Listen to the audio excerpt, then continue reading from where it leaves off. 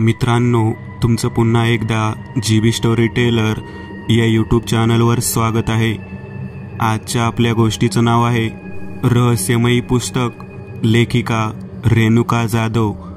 पण गोष्ट सुरू करण्याआधी जर कोणी या चॅनलवर पहिल्यांदाच आलेले असाल तर त्यांनी ह्या चॅनलला सबस्क्राईब करायला विसरू नका। चला तर मग अजिबात वेळ न घालवता गोष्टीला सुरुवात करूया।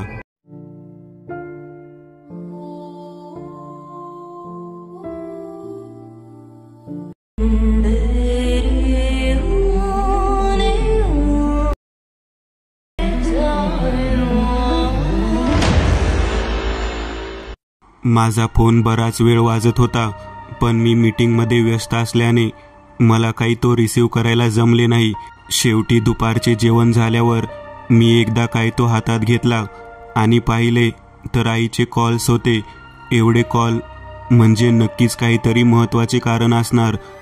मी लगेच तिला फोन लावला। अगं आई, मी गायत्री बोलते। तू फोन करत होतीस ना? थोडी कामात होते, आता मला वेळ आहे, बोल ना, का फोन केला होता? मी विचारले।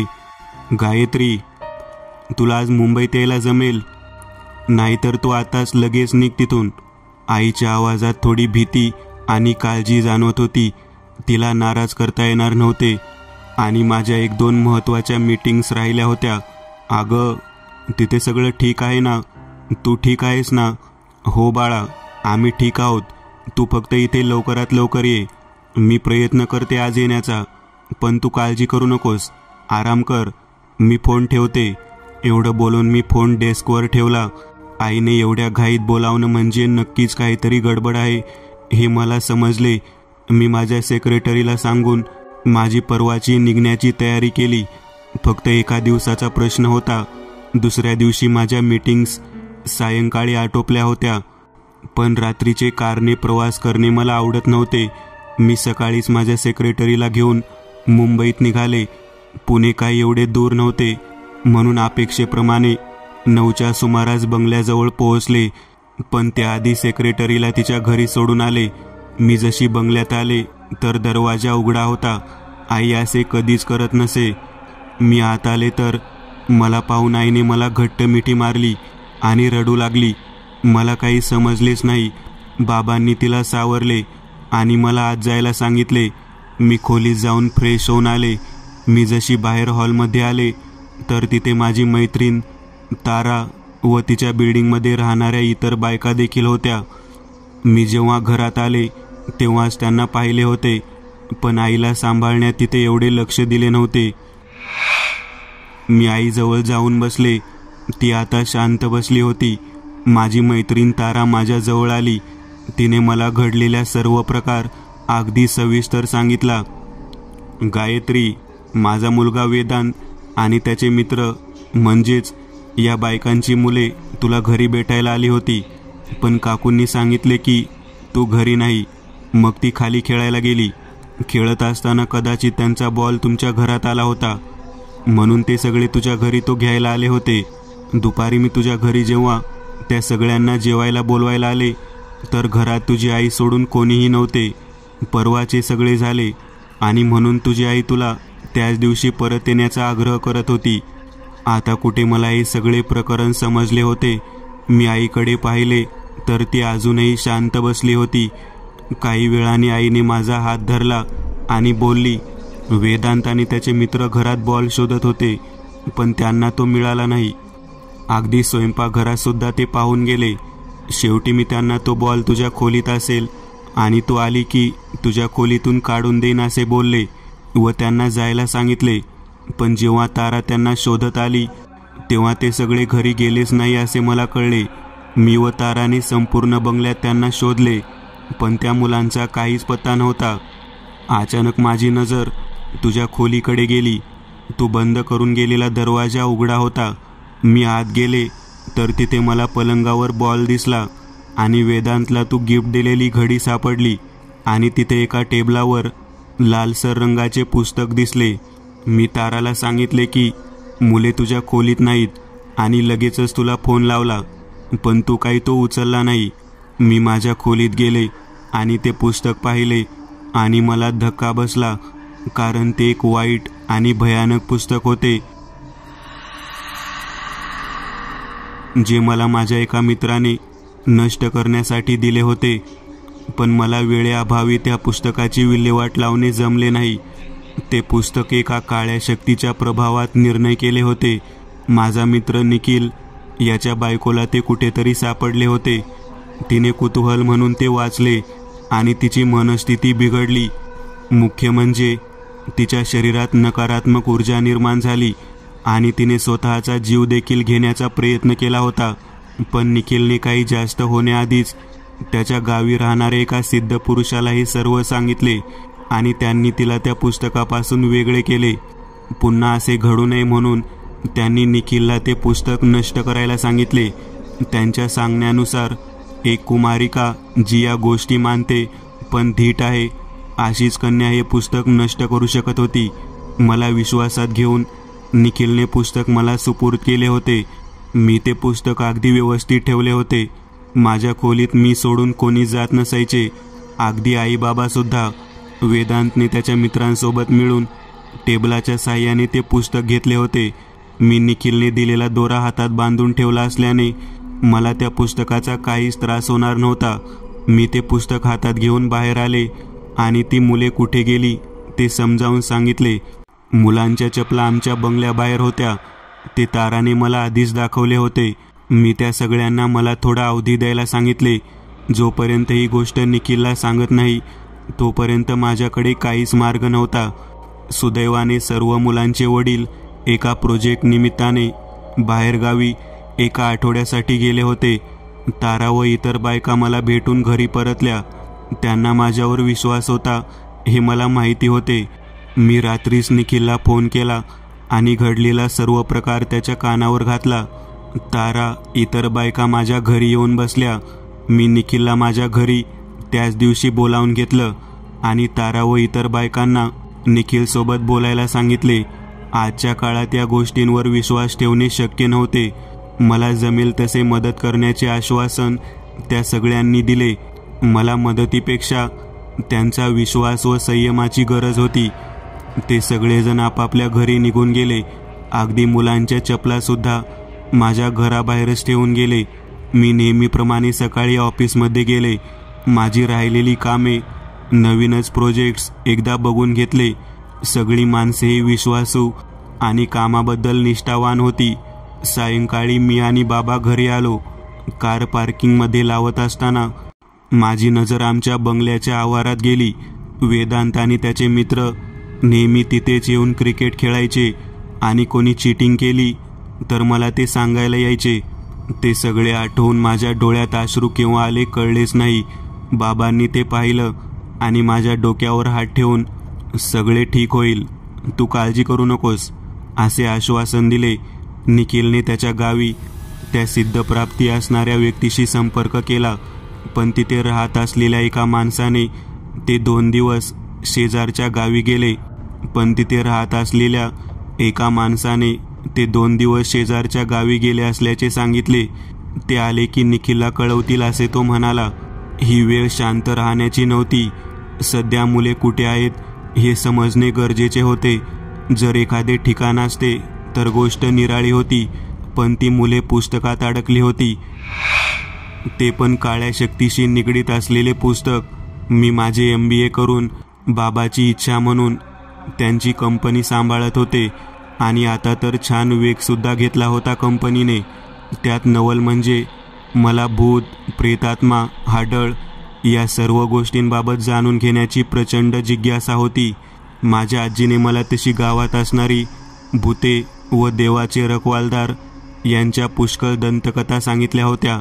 मी सुद्धा या विषयाशी निगडीत असणारी पुस्तके वाचत असे, त्यामुळे मला थोडे तरी ज्ञान होतेच. काळ्या शक्तीशी 2 हात करणे शक्य नव्हते, पण त्या शक्तीचा प्रभाव किती आहे हे तरी समजू शकणार होते. उद्या लवकर उठायचे असल्याने मी रात्री नेहमीपेक्षा जरा आधीच झोपी गेले. पहाटे 3चा अलार्म वाजला आणि मी लगेच उठून बसले. पहाटेच्या वेळी 3 ते सकाळ होईपर्यंत आत्मा आपल्या विश्वात वावरत असे मी ऐकले होते. माझे आटोपून मी माझ्या हातात असलेला दोरा थोडा अजून घट्ट केला. ते पुस्तक अजूनही बाहेर हॉलमध्ये ठेवले होते. मी त्या पुस्तकाला देवघरात नेऊन ठेवले आणि माझ्या खोलीत जाऊन माझा फोन घेऊन आले. माझ्या फोनचे वायर्स रेकॉर्डिंग बटन सुरू केले, जेणेकरून नंतर मला वातावरणात होणारी प्रत्येक हालचाल काहीतरी मार्ग दाखवेल. मी देवघरात बसूनच हळूच त्या पुस्तकाला उघडत होते आणि बाहेर शांत असलेले वातावरण गढूळ झाले. उन्हाळा असून मला थंडी वाजू लागली. मी मात्र या गोष्टींकडे दुर्लक्ष करून माझे काही करू लागले. ते पुस्तक उघडून पाहिले तर पहिल्या पानावर काहीच नव्हते. अगदी कोरे करकरीत पान होते ते. मी त्या पानाला हात लावताच मला एक आवाज ऐकू आला. आवाज बोलण्यापेक्षा कुजबुजच होती ती. मी ते पान उलटले आणि माझे डोळे मिटले. मला आता मगाशी ऐकू येणारी ती कुजबुज स्पष्ट आणि स्वच्छ ऐकू येत होती. कोणीतरी रडत होते. डोळे मिटून घेतल्यावर मला थोडे स्पष्ट असे दिसत होते. मी एका ठिकाणी उभी होते आणि समोरच एका झाडाच्या फांद्याजवळून मी वेदांचा आवाज ऐकत होते. वेदांत रडत होता आणि मदतीसाठी सगळ्या मित्रांना बोलावत होता. मी त्याच्या जवळ जात होते. तितक्यात मला प्रतीकने, जो वेदांचा जीवलग मित्र होता, त्याने थांबवले. मी त्याला काही विचारणार तोच प्रतीकने मला इशारा केला आणि वेदांच्या पायाजवळ पाहायला सांगितले. मी ते दृश्य पाहून दचकले. वेदांचे शरीर हवेत तरंगत होते आणि कमरेपासून पायापर्यंत त्याला जागोजागी झाडांप्रमाणे पालवी फुटली होती. वेदांचे अर्धे शरीर मानवी आणि उरलेले शरीर झाडासारखे झाले होते. मी पुढे जाऊन काही हाती लागते का ते पाहत होते. काही अंतरावर गेल्यावर मला एक काळी आकृती दिसली. उंचच उंच अशी ती आकृती मला कथेतील राक्षस वाटत होती. माझ्या पाठोपाठ प्रतीक आणि बाकी सगळे आले होते, पण मला ते माहिती नव्हते. मी जसजसे एक पाऊल पुढे जात होते, ती आकृती माझ्यापासून तितकीच दूर जात होती. मी खूप प्रयत्न केला, पण सारखे तसेच घडत होते. प्रतीक माझ्या जवळ आला आणि म्हणाला, ताई, हा राक्षस खूप वाईट आहे, तू जा इथून. मी त्याला बसवले आणि फक्त एवढेच बोलली, मी तुमची सुटका लवकरच करेन. आता मला प्रतीक हळूहळू धूसर दिसू लागला आणि नंतर तो पूर्णपणे अदृश्य झाला. माझे डोळे उघडले गेले आणि मी त्या जगातून बाहेर पडले. सकाळचे 6 वाजले होते. आई आणि बाबा बाहेर बसले होते. मी ते पुस्तक हातात घेऊन माझ्या खोलीत ठेवायला जात असतानाच एक आवाज माझ्या कानावर पडला, हे पुस्तक इथेच ठेव, कारण त्यामुळे तू आणि इतर सर्व सुरक्षित राहू शकता. मी फक्त देव्हाऱ्यात ठेवलेली गणपतीची मूर्ती पाहिली, जी माझ्याकडे स्मितहास्य करत पाहत होती. मी तिथे एका बाजूला पुस्तक ठेवले व फोन घेऊन हॉलमध्ये गेली. मी आईबाबांना सगळे सांगितले. मला बाबाने निखिलला हे सगळं सांगण्याचा सल्ला दिला. मी निखिलला फोन लावत असतानाच मला त्या रेकॉर्डिंगबद्दल आठवले, पण निखिलसोबत बोलणे महत्त्वाचे होते, म्हणून मी निखिलला आजच माझ्या घरी भेटायला बोलावले आणि तो सुद्धा काही न बोलता माझ्या घरी यायला तयार झाला. मी सायंकाळी आईबाबांना फोनबद्दल सांगत होते. आम्ही बोलत होतो आणि घराची बेल वाजली. आईने दार उघडले असता तारा दिसली. तारा म्हणजे वेदांची आई आणि माझी मैत्रीण. तिच्या हावभावाने ती खूप घाबरली असल्याचे जाणवत होते. मी आणि आई तिला घरात आणले, कारण आम्हाला पाहताच ती फक्त स्तब्ध उभी राहिली होती. मी तिला बसवले आणि पाणी पाजले. तिने थोडे पाणी पिऊन झाले आणि माझ्या हातातील ग्लास फेकून दिला. ताराचा चेहरा पांढरा पडला होता. मी तिला हात लावताच ती सरळ उभी राहिली आणि माझ्या डोळ्यात डोळे घालून रागाने माझ्याशी बोलू लागली. त्या मुलांना विसरून जा आता तू. ते माझे बाहुले झाले आहेत. तू माझं काहीच करू शकत नाही. माझे बाबा मला तारापासून लांब करायला आले होते, पण तारा तेवढे बोलून सोफ्यावर बेशुद्ध पडली. मी तिच्या जवळ गेले आणि माझी नजर दाराजवळ गेली. निखिल तिथे उभा होता. कदाचित त्याने घडलेला प्रकार पाहिला होता. निखिलला बाबांनी घरात यायला सांगितले. ताराची वागणूक पाहून तो जरा घाबरलाच होता. मी ताराच्या हातावर रक्षासूत्र बांधून तिला घरी सोडून आले. इथे निखिल आणि आई बाबा माझ्या घरी येण्याची वाट पाहत होते. तारा सध्या तरी बरी होती आणि तिला पुन्हा असे काही होणार नाही याची खात्री करून मी घरी आले. इथे निखिल माझ्या आईसोबत ताराबद्दल बोलत होता. मी घरात गेले आणि माझ्या खोलीत ठेवलेला फोन घेऊन तो निखिलला दाखवला, पण त्यात मी देवघरात असताना केलेली रेकॉर्डिंग नव्हती. मी देवघरात असताना ती रेकॉर्डिंग फोनमध्ये होती, पण आता ती फोनमध्ये सापडतच नव्हती. मला काही सुचतच नव्हते.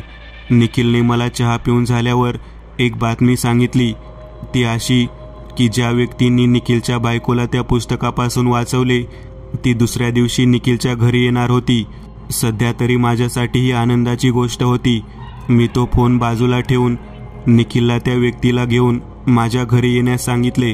त्याने होकारार्थी मान डोलावली आणि तो निघून गेला. आई बाबा दिवसभर माझा आणि त्या मुलांचा विचार करत होते.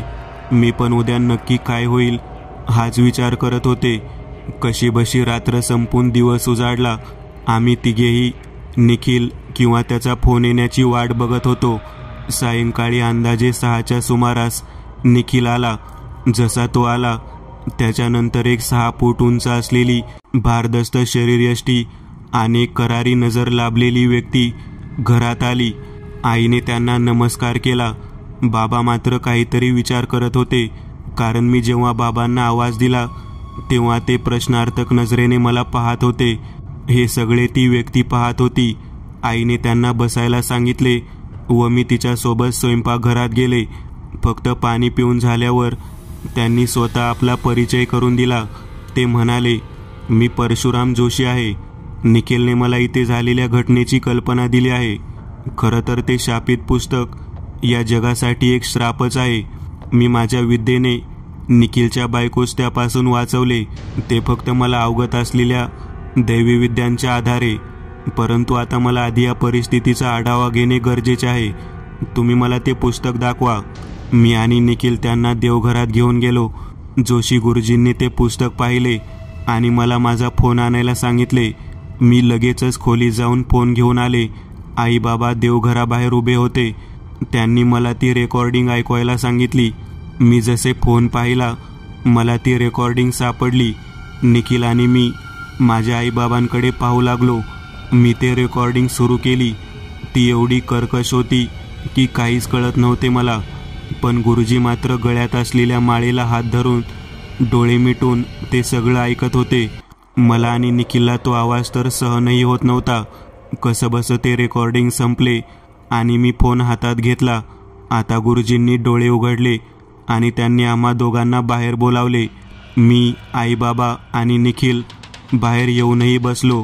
गुरुजींच्या चेहऱ्यावर चिंता स्पष्ट जाणवत होती. गुरुजींनी माझ्या आईला सांगितले, मला तुझी कन्या गायत्री ही जरी सर्वसामान्य मुलीसारखी असली तरी तिला तुमच्या कुळातून एक दैवी शक्ती प्राप्त झाली आहे. कारण जर तसे नसते तर तिच्यावर सुद्धा या पुस्तकाचा प्रभाव पडला असता. परंतु तसे काही झाले नाही. म्हणजे दैव तिच्या बाजूने उभे आहे. आईला रडू कोसळले. बाबा आणि मी तिला शांत केले. पुढे गुरुजी म्हणाले, निखिलने मला फोनबद्दल सांगितले होते. गायत्री, तू पुस्तक त्या देवघरात उघडले होते. तुझ्या अंगी असणारी दैवी ऊर्जा या सर्वांना सांभाळून घेत असल्याने ती रेकॉर्डिंग तुला इतर कोणत्याही खोलीत ऐकता आली नसती. मी फक्त होकार दिला. गायत्री, तू मला जे ऐकवले ते माझ्यासाठी खूप उपयुक्त ठरलं आहे. त्या कर्णकर्कश आवाजात त्या दानवाने मला आव्हान केले आहे. येणारे दिवस हे खूप कठीण व त्रासदायक असू शकतात, कारण त्या मुलांना वश करून तो राक्षस तुमच्यापैकी कोणावरही प्रहार करू शकतो. असे झाले सुद्धा असेल ना गायत्री? गुरुजींनी मला प्रश्न केला. आता निखिल थोडा गोंधळला. त्याने ताराबद्दल काही सांगितले नव्हते त्यांना. गुरुजी, मला याची काही कल्पना नव्हती, पण माझ्या मैत्रिणीचा मुलगा सुद्धा त्या राक्षसाच्या जवळ आहे आणि तिने तुला या प्रकरणापासून दूर राहायला सांगितले, असेच ना? हो गुरुजी. गायत्री, तू सध्या घराबाहेर जाऊ नकोस. येणाऱ्या विनायक चतुर्थीला आपण या सर्वाचा शेवट करणार आहोत. तुझ्या घराच्या पलीकडे गणपती मंदिर पाहिले आहे मी. माझे स्नेही त्या मंदिराचे पुजारी आहेत. मी सगळ्या गोष्टींची पूर्वकल्पना त्यांना देतो, जेणेकरून आपणास कोणतीही बाधा होणार नाही आणि ती मुले सुखरूप यातून बाहेर पडतील. या सर्व प्रक्रियेसाठी मला अशी एक वास्तू हवी जिथे देवाचे वास्तव्य आहे, आणि ते सुद्धा प्रभावी वास्तव्य. त्या मंदिराच्या मागे एक मोठी खोली आहे जिथे फक्त ते पुजारी असतात. ती खोली या प्रक्रियेस पूरक असेल. आता वेळ आली आहे या पुस्तकाचा आणि त्या राक्षसाचा संहार करण्याची. माझ्या माहितीनुसार 2 दिवसांनी चतुर्थी येत असावी. माझी तुम्हाला विनंती आहे की या 2 दिवसात तुम्ही आणि त्या मुलांच्या पाल्यांनी आपापली योग्य ती काळजी घ्यावी. त्या दिवशी मंदिरात सगळ्यांना पूजेचे निमंत्रण द्या, परंतु आपला हेतू कोणालाही कळता कामा नये याची खात्री बाळगा. मी त्या 2 दिवसात या मुलांना कोणतीही हानी होणार नाही याची दक्षता घेईन. मंदिरात ज्या क्षणी पूजा सुरू होईल त्याच क्षणी विलंब न करता आपण आपले कार्य सिद्धीस नेऊ. बाकी सगळे देवाच्या चरणी. तोच आपणास या संकटातून सुखरूप बाहेर काढील. रात्र झाली होती. बोलण्यात वेळ कसा निघून गेला कळलेच नाही. आमचा निरोप घेऊन गुरुजी आणि निखिल गेले. दुसऱ्या दिवशी बाबांनी सोसायटीच्या मीटिंगमध्ये सगळ्यांना त्या मंदिराच्या पूजेत सहभागी होण्यासाठी सांगितले. मी, तारा व इतरांच्या घरी जाऊन त्यांना सुद्धा मंदिरात येण्यास सांगितले. फक्त एकच दिवस राहिला होता. आईला सारखी माझी काळजी वाटत होती. दिवसभर ती थोड्या थोड्या वेळाने माझ्या खोलीत येऊन मला पाहून जात होती. दुसरा दिवस थोडा वेगळा गेला. आईने घरात असलेल्या सगळ्या देवांच्या प्रतिमा आणि मूर्ती देवघरात बाजूला काढून ठेवल्या. मंदिरात देवांची पूजा होणार होती आणि माझ्या घरी आई देवांना पाण्यात ठेवणार होती हे समजले होते मला. रात्रीचे जेवण करून झाल्यावर आई माझ्याजवळ खोलीत येऊन झोपली. ती जरी माझी आई असली तरी आज मात्र एखाद्या लहान बाळाने बिलगून झोपावे तशी ती मला पकडून झोपली होती. सकाळी आज मी उठून नाश्ता बनवला होता. बाबांनी मला थोडी मदतसुद्धा केली होती. आम्ही तिघांनी नाश्ता केला. मी चहा पित असताना निखिलने फोन केला. तो म्हणाला, आज सायंकाळी मंदिरात पूजा होणार आहे. आपण सगळे पूजेसाठी तिथेच भेटू. मी, गुरुजी आणि माझी बायको तुमच्यासाठी मंदिराजवळ थांबणार आहोत. आजची रात्र निकालाची आहे. आशा करतो की आपण सगळे या परीक्षेत यशस्वी होऊ. निखिलचा भारी झालेला आवाज मला कळला होता. आमच्या मैत्रीची एवढी कठीण परीक्षा आम्हाला द्यावी लागेल असा विचार देखील कधी केला नव्हता मी. दुपारचे जेवण झाल्यानंतर आम्ही तिघेही मंदिरात जाण्याची तयारी सुरू केली. 6 वाजता आम्ही घरातून निघणार होतो. आम्ही देवांना नमस्कार केला आणि इथे आईने देवाची मूर्ती पाण्यात ठेवली. मी आणि बाबांनी ते लपून पाहिले होते. आम्ही कारमध्ये बसलो आणि काही वेळातच मंदिरात पोहोचलो. मी मंदिराजवळ निखिल आणि गुरुजींना पाहिले होते. आईने तर घरातून बाहेर पडल्यापासून ते आतापर्यंत माझा हात घट्ट पकडून ठेवला होता. आम्ही पुढे जाऊन गुरुजींना नमस्कार केला. काही वेळातच तिथे मंदिराचे पुजारी आले व ते आम्हाला त्या खोलीत घेऊन गेले. बाहेरून साधी दिसणारी ती खोली आतून भली मोठी होती. तिथे काही सामान आणि एक होम आणून ठेवला होता. निखिलने त्याच्या बायकोस मंदिरात थांबायला सांगितले होते आणि नंतर तो त्या खोलीत आला. गुरुजींनी आईबाबांना आणि निखिलला एका बाजूला उभे राहण्यासाठी सांगितले. मी माझ्याकडे असलेले ते पुस्तक गुरुजींना दिले. गुरुजींनी होमात अग्नी प्रज्वलित करून देवाचे स्मरण केले. तिथे पूजा सुरू झाली आणि इथे त्या राक्षसासोबत आमचे युद्ध. मी आणि जोशी गुरुजी जरी त्या होमासमोर बसलेलो होतो तरीही आमच्यामध्ये एका हाताचे अंतर होते. आमच्या दोघांच्या सुरक्षेसाठी ती केलेली व्यवस्था होती. मी बसले होते तिथे जवळच एक कागद आणि पेन ठेवला होता. गुरुजींनी मला ते हातात घेण्यासाठी सांगितले आणि त्या कागदावर त्या सर्व मुलांची नावे लिहायला सांगितली. मी लगेचच वेदांत, प्रतीक आणि इतरांची नावे त्या कागदावर लिहिली. गुरुजींनी तो कागद गंगाजल असणाऱ्या एका पात्राजवळ ठेवला. आता गुरुजींच्या उच्चारणाचा स्वर आणि मंदिरातील आरतीचा आवाज हा हळूहळू वाढत होता. तिथे मात्र देवाची आराधना केली जात होती आणि इथे त्या राक्षसाला संपवण्यासाठीची योजना. मी दिलेले ते शापित पुस्तक गुरुजींनी होमाच्या विरुद्ध दिशेला ठेवले होते. थोडाच वेळ झाला असेल आणि ते पुस्तक आपोआप उघडले गेले. हवेची कोणतीही झुळूक आली नसतानाही त्या पुस्तकाची पाने पलटत होती. आई, बाबा आणि निखिल फक्त लांबून सगळे काही पाहत होते. अचानक ते पुस्तक बंद झाले आणि गुरुजींनी त्यांचे मंत्रोच्चार थांबवले. वातावरणात बदल झाला असे वाटत होते मला. मी फक्त गुरुजींना पाहिले तेव्हा ते म्हणाले, आता जे काही होईल त्याचा सामना आपणास करावायचा आहे. तो जर शक्तिशाली असेल तर आपल्यासोबत प्रत्यक्ष देव आहे. किती आणि काही झाले तरी तू तुझ्या जागेवरून उठायचे नाही. अगदी माझ्या जीवावर बेतले तरीही. जर या प्रक्रियेत मला काही हानी झाली तर पुढील प्रक्रिया तू करायची. मी न राहून चिंतेने मी गुरुजींना विचारले, पण मला या गोष्टी माहीत नसताना मी कसे काय करणार? मी विचारले, तू याचा विचार करू नकोस, वेळ तुला योग्य मार्ग दाखवेल. गुरुजी बोलले. आम्ही बोलत असताना माझे लक्ष समोरच्या भिंतीवर गेले. तिथे काहीतरी आकृती दिसत होती. गुरुजींनी देखील ती आकृती पाहिली. याचा अर्थ असा होता की तो राक्षस आमच्या समक्ष उभा होता. गुरुजींनी पात्रातील गंगाजल त्या आकृतीच्या दिशेने शिंपडले आणि तो स्पष्ट दिसू लागला. सिनेमात दाखवतात त्यापेक्षाही भयानक होता तो. दिसायला माणसासारखा, पण त्याच्या शरीराला कोणतीच रचना नव्हती. ज्वालामुखीमध्ये असणाऱ्या लाव्हेसारखा त्याच्या शरीराचा प्रत्येक भाग गळत होता आणि पुन्हा आकार घेत होता.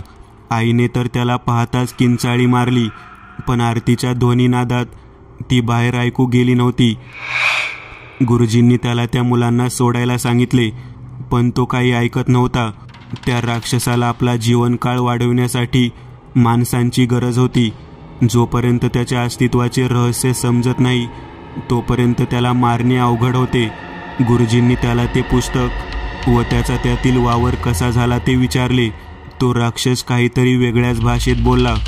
गुरुजी मला बोलले की एका माणसाने काळ्या विद्येची मदत घेऊन याला निर्माण केले आणि याच्या अमर होण्याच्या इच्छेप्रमाणे हे पुस्तक व त्याचा जीव असा बंद बनविला. परंतु देवाच्या इच्छेनुसार तो कालांतराने मरण पावला.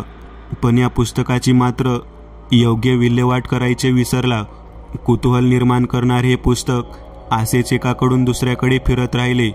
ज्यांनी वाचले त्याचा जीव गेला आणि ज्यांनी दुर्लक्ष केले ते मात्र या चक्रातून वाचले.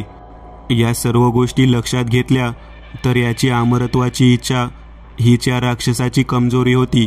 गुरुजींनी काहीतरी विचार करून त्याला त्याच्या भाषेत काहीतरी सांगितले आणि त्याने सुद्धा प्रत्युत्तर दिले.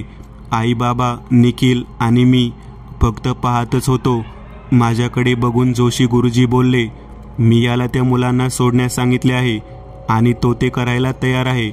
ते फक्त एका अटीवर. मुलांना सोडणार हे ऐकून मी आनंदी झाले, पण अट या शब्दाने माझ्या आनंदावर विरजण घातले. कोणती अट आहे ती गुरुजी? मी थोड्या नाराजीने विचारले.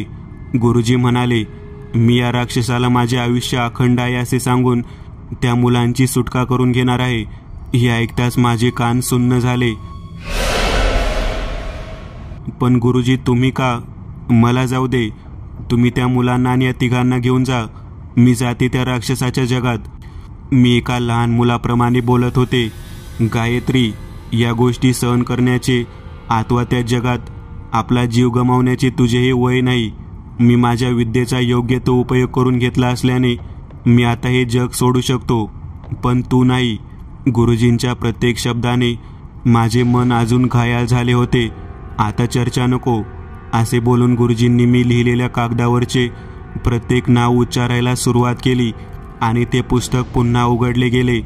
पुस्तकात असणारे एक पान हवेत तरंगू लागले आणि त्यातून वेदांचा आवाज ऐकू आला. काही वेळातच त्या पुस्तकाच्या बाजूला तो आम्हाला उभा राहिलेला दिसला. आता मात्र त्याचे पूर्ण शरीर आदाशीसारखे दिसत होते. त्यानंतर दुसरे पान उलटले गेले आणि प्रतीक बाहेर आला. अशीच बाकी मुले एका एका पानातून बाहेर आली. गुरुजींनी त्या मुलांना निखिल वाईबाबासोबत उभे राहायला सांगितले. मी गुरुजींना पाहिले असता त्यांचे शरीर अशक्त दिसू लागले. माझ्या मनात न जाणो काय विचार आला. मी तो होम माझ्या जवळ घेतला. गुरुजी जमिनीवर कोसळणार होते, तोच मी त्यांना सावरले. मी काही बोलण्याआधी निखिल त्यांना घेऊन गेला व आईबाबांकडे बसविले. मी डोळे मिटून गणपतीचे नामस्मरण केले. तो राक्षस आता रागाने मला पाहत होता. मी त्या होमामध्ये गुरुजी जसे जिन्नस अर्पण करत होते अगदी तसेच करू लागले. माझ्या तोंडून आपोआप मंत्र उच्चार होऊ लागले, जसे की मला ही विधी माहीतच होती. पण खरं तर मी कधीच कोणतेही मंत्र वाचले नव्हते. गुरुजी अजूनही बेशुद्ध होते.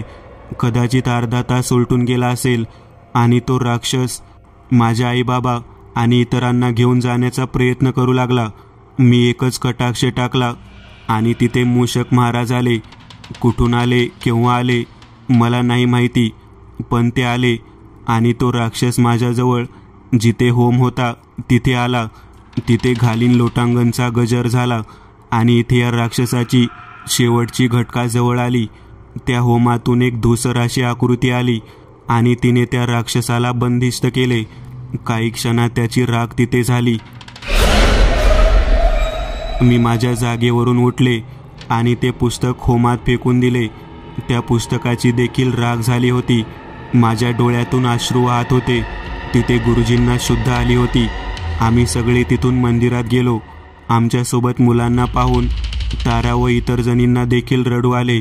सगळ्यांनी गणपतीच्या प्रतिमेला नमस्कार केला. निखिल व त्याची बायको घरी गेले. गुरुजींना आम्ही आमच्या घरी घेऊन गेलो. इतर बायका आपापल्या मुलांना घेऊन घरी गेल्या. आम्ही घरी आलो आणि आईने देवाची मूर्ती पाण्यातून बाहेर काढून देवाऱ्यात ठेवली. रात्री आम्ही सगळे जेवून झोपी गेलो. सकाळ झाली होती. आजची सकाळ ही एक नवीन दिवस घेऊन आली होती. आम्ही सगळेच गुरुजींसोबत बोलत होतो. तेवढ्यात तारा व इतर बायका त्यांच्या मुलांना देखील घेऊन आमच्या घरी आल्या. सगळ्यांनी गुरुजींचे आभार मानले आणि नमस्कार करून निघून गेल्या. माझ्या चेहऱ्यावर जे प्रश्नचिन्ह होते ते गुरुजींनी पाहिले.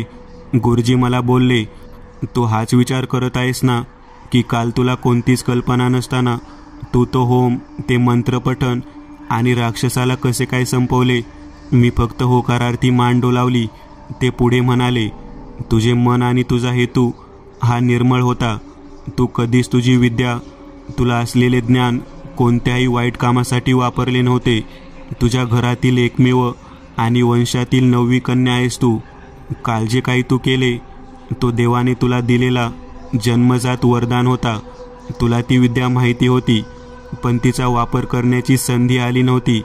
काल ती संधी होती आणि म्हणून तू काल कधीच न ऐकलेले मंत्रपठण करून त्या राक्षसाचा संहार केला.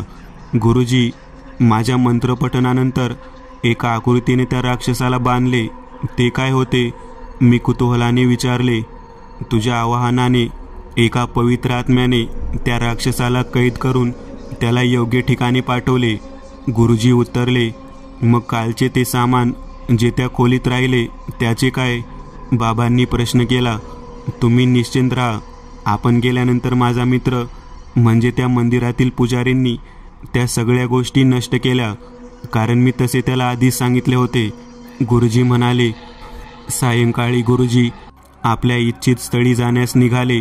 निखिल, मी आणि बाबा त्यांना कारमधून घेऊन गेले. त्यांना बसमध्ये बसवून आम्ही घरी परतलो. मात्र त्यांच्याकडून पुन्हा आमच्या घरी येण्याचे आश्वासन घेऊन आम्ही आलो. सगळं ठीक झालं होतं. मी आणि माझे ऑफिस नेहमीप्रमाणे सुरू होऊन एक आठवडा झाला होता. अधूनमधून आईबाबा गुरुजींसोबत त्यांना दिलेल्या फोनवर बोलत होते. मुलेसुद्धा ते सगळं विसरून गेली होती. आमचे सामान्य जीवन सुरू झाले होते.